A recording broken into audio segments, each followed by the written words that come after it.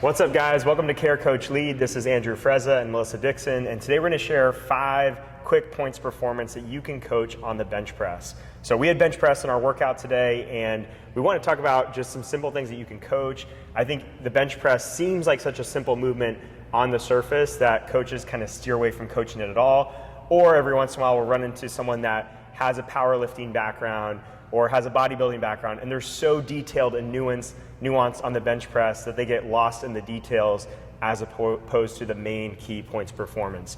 So we're gonna run through the top 5. When you guys are coaching this, I would recommend in any given day, focus on 1 or 2 of them, okay? When you explain the movement, don't try to hit all 5. Focus on 1 or 2, get those 1 or 2 points performance really dialed in.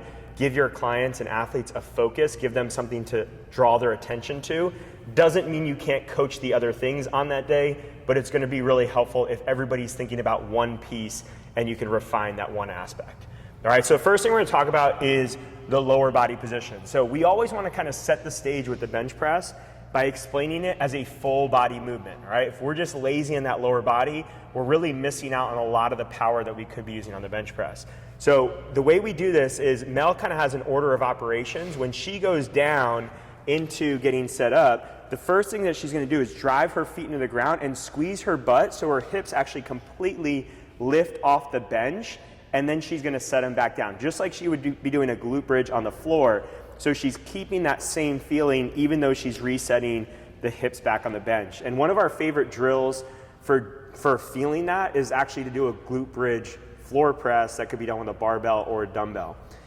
After that, the next thing she's gonna do, and the next point of performance that we wanna actually coach, is the grip, and specifically wrapping those thumbs. So you'll see a lot of people that will do the kind of gymnastics thumbs off grip, that monkey grip, and they might get away with that for years and never have any issues. So this is really a safety thing of the risk versus reward. You hear those horror stories of people dropping the bar on their chest. It's just not worth it. So explain that to your athletes, wrap their thumbs. It's also gonna have the most transferability to other movements in the gym, like pull-ups, like farmer's carries, like deadlifts, like cleans. Just get used to that, create that transferability from movement to movement. Once we have the grip, once we have that lower body established, the next thing we're gonna do is create that shoulder blades, the shoulders driving back into the bench and creating that tension through the upper body. So the shoulders are driving down into the bench.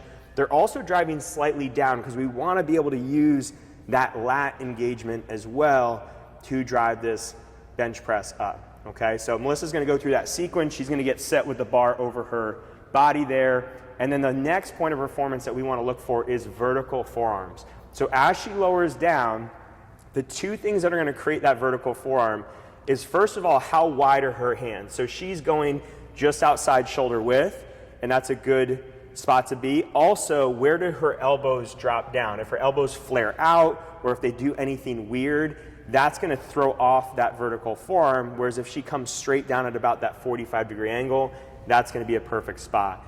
And then that should result in a final point of performance, which is that landing position here, okay? So we have basically between the bottom of the pec and the end of the rib cage, the bottom of the rib cage, that we could land that. Sometimes you'll hear coaches talk about the nipple line, but we've kind of found that that's a little bit too high for most athletes, that you want to be more bottom of the pec to the bottom of the rib cage, and that should give you a 1 to 2 inch landing zone each time. That will reinforce that vertical forearm position and give you the best, most powerful position to drive up from each and every time, okay? So one of the things that we always like to do when we're warming up for bench is do some kind of horizontal pulling of some sort. That could be some banded pull-aparts, that could be some ring rows, that could be some face pulls, something that's gonna counterbalance and create that feeling of driving the shoulder blades back. That's gonna fire up those lats and make sure, again, we're using our full body and that posterior shoulder. Yeah, I think if a coach is sticking to focusing in on one of these, whether it's the lower body, whether it's the shoulders, keeping your eye in one part of this and thinking of what it should be really helps you find out what it's not, of like if they're rounding forward every time they press, if those shoulders are moving throughout the bench and not just staying totally back and static. Yeah. Those things will really help people get their eye sharpened of, hey, this is moving. I know it shouldn't be moving. Let's talk about fixing it. Cool. So take this the next time into your coaching of the bench press.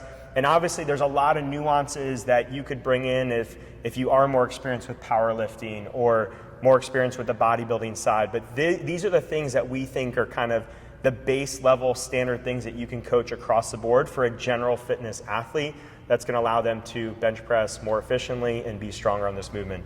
So if you guys have any questions or comments, leave them below, and we'll see you in the next video.